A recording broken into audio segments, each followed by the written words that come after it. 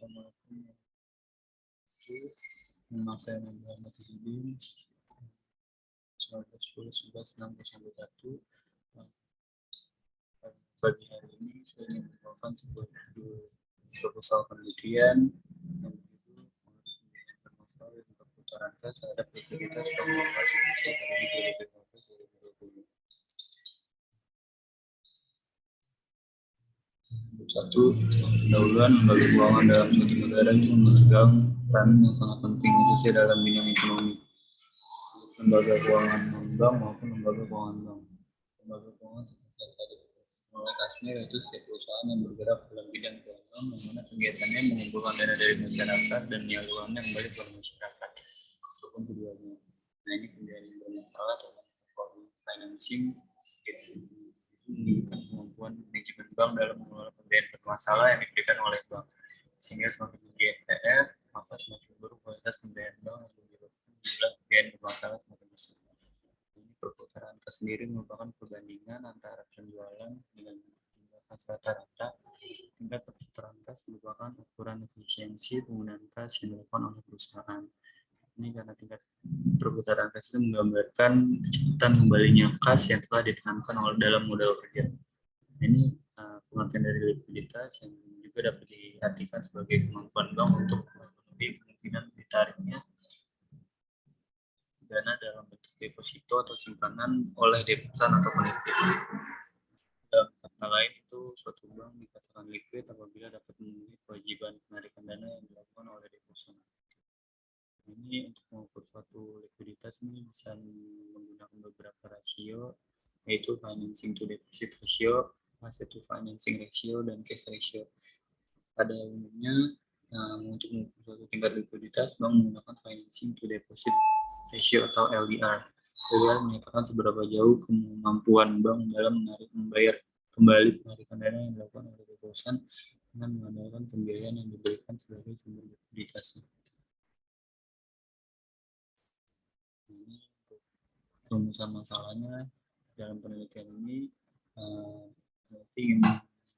rumusan masalah yaitu yang pertama, maka pembiayaan bermasalah memiliki pengaruh terhadap likuiditas pada bank muamalah periode 2015 sampai 2020 secara parsial.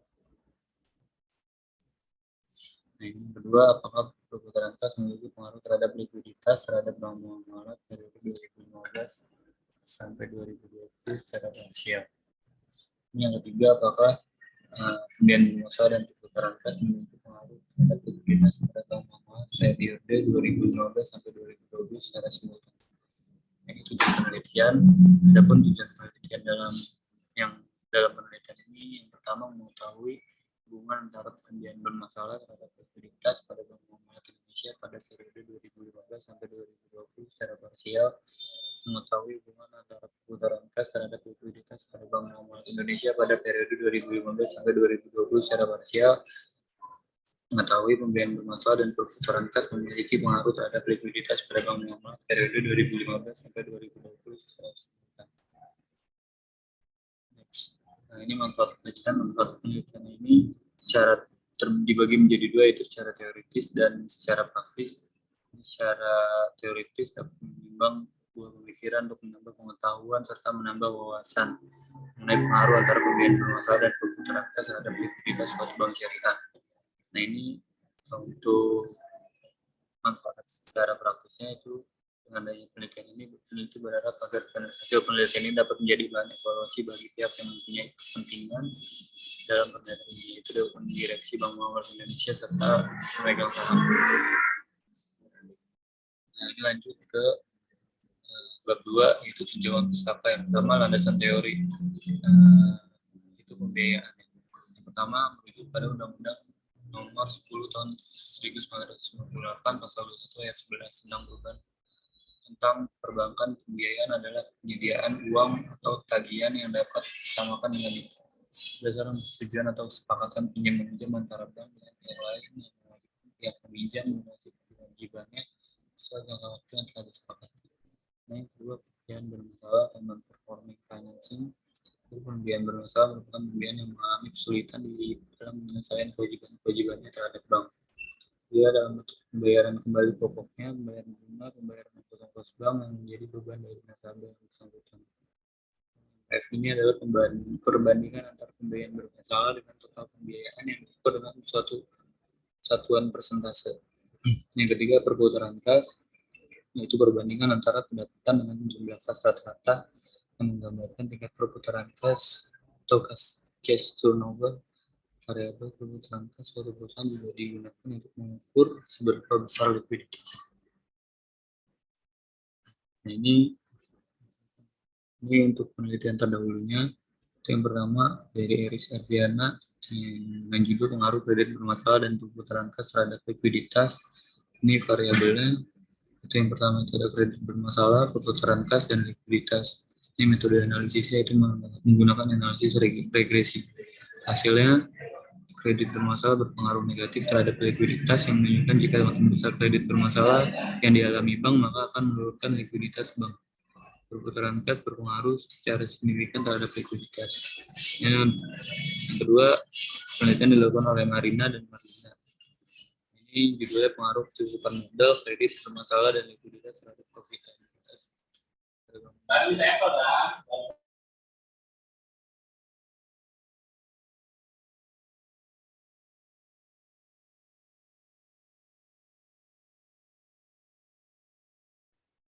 ini kedua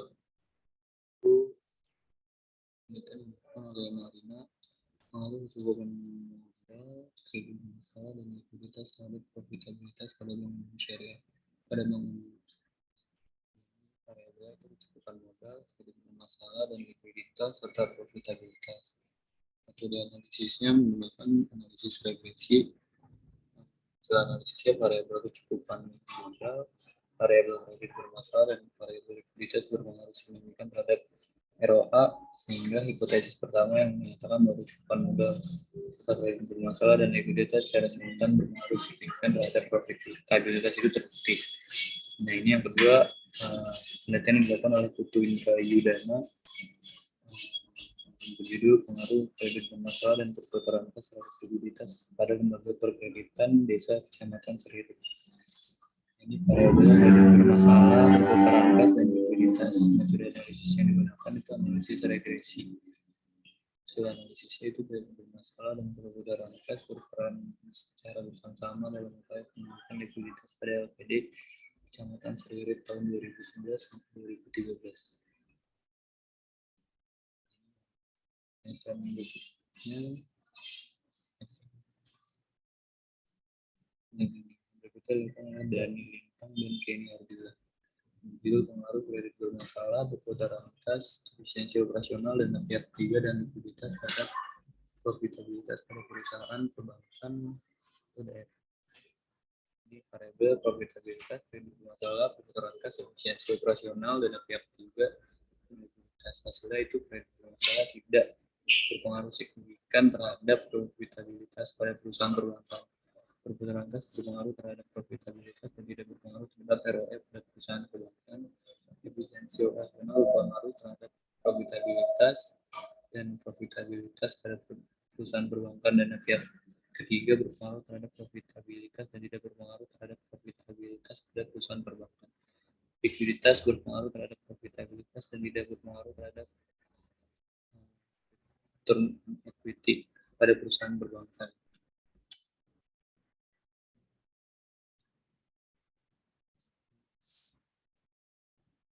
Nah, ini model penelitiannya. Variabel X1 nya itu pembiayaan bermasalah, terus variabel X2 nya itu perputaran kas, variabel Y nya itu likuiditas. Nah, kedua hipotesis yang pertama, hipotesis alternatif variabel pembiayaan bermasalah tidak berpengaruh secara signifikan terhadap likuiditas. Hipotesis nolnya, variabel pembiayaan bermasalah berpengaruh secara signifikan terhadap likuiditas. Ini variabel alternatifnya, variabel perputaran kas tidak berpengaruh secara signifikan terhadap likuiditas. Hipotesis satunya, variabel perputaran kas berpengaruh signifikan terhadap likuiditas. Hipotesis alternatifnya, variabel pembiayaan bermasalah dan perputaran kas tidak berpengaruh secara simultan dan signifikan terhadap likuiditas. Hipotesis keduanya, variabel Pembiayaan bermasalah dan perputaran kas berpengaruh secara simultan dan signifikan terhadap likuiditas. 3. Metodologi penelitian. Di sini kita menggunakan variabel dependent, yaitu variabel yang bisa dikatakan variabel terikat. Di sini variabel terikatnya itu variabel likuiditas. Ini kedua variabel independen untuk X. Di sini variabel dependen yaitu variabel yang mempengaruhi atau yang jadi sebab perubahannya atau timbulnya variabel dependen. Yang pertama, pembiayaan bermasalah X1 dan perputaran kas X2. Jadi kebutuhan populasi dan sampel, dan pada penelitian ini populasi yang ditetapkan oleh peneliti adalah Bank Muamalat Indonesia. Karakteristik sampel itu bisa dibaca sendiri. Jadi titik tiga teknik pengumpulan data. Nah, dalam penelitian ini jenis datanya itu menggunakan sumber data sekunder. Itu data yang diperoleh dan disimpan oleh orang lain yang biasa menggunakan data dari masa lalu atau historical. Ini untuk sumber datanya itu dari laporan keuangan Bank Indonesia, di mana sudah melakukan proses audit pada OJK dan diperoleh dari website Bank Muamalat. Teknik pengumpulan data dalam penelitian kali ini, teknik pengumpulan datanya itu menggunakan teknik pendokumentasian, yaitu teknik yang berasal dari catatan atau data tertulis yang relevan dengan objek penelitian. Nah, ini untuk teknik analisis datanya. Teknik analisis datanya menggunakan data sekunder sebagai data kuantitatif, di mana peneliti harus mencari persamaan atau hubungan pada variabel-variabel yang tersedia. Ini dapat data yang dianalisis itu menggunakan SPSS, yaitu Statistik Program Social Science. Ini analisis statistik deskriptif. Pada penelitian ini, analisis statistik deskriptif ini membutuhkan data yaitu kredit bermasalah dan perputaran kas. Analisis regresi berganda. Pada ini pengujian ini melakukan untuk mengetahui model kredit bermasalah dan perputaran kas terhadap likuiditas, dapat memprediksi juga tingkat likuiditas di suatu perusahaan. Ini regresi berganda ini memiliki variabel independen itu X1 dan X2. Ini kedua uji asumsi klasik. Dalam penelitian ini peneliti menggunakan uji hipotesis klasik, yaitu ada 4 alat dalam pengujian hipotesis. Uji asumsi klasik itu uji multi-call, terus uji heteroskedastisitas, uji normalitas, dan uji autokorelasi.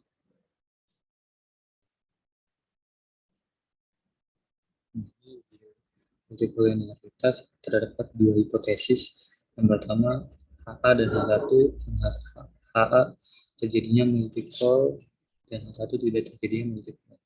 Namun untuk melihat apakah variabel ini berkolerasi, maka nilai VIF itu lebih besar dari 10, yang menunjukkan masalah multi-call dan sebaliknya. Jika nilai VIF itu kurang dari 10, maka tidak menunjukkan terjadi masalah multi-call.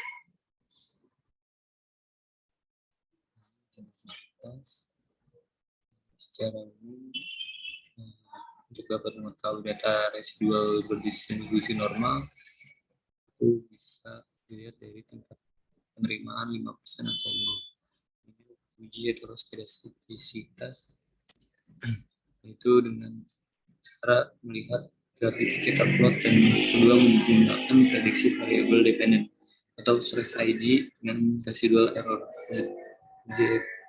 ZPRED. Dalam analisis grafis tidak ada sampel tertentu dan jika tidak ada distribusi di bawah 0 pada sumbernya dapat dilihat bahwa tidak ada varians variabel. Autokorelasi itu nilai DW di antara 1,6 sampai 2,35 itu tidak terjadi masalah autocall.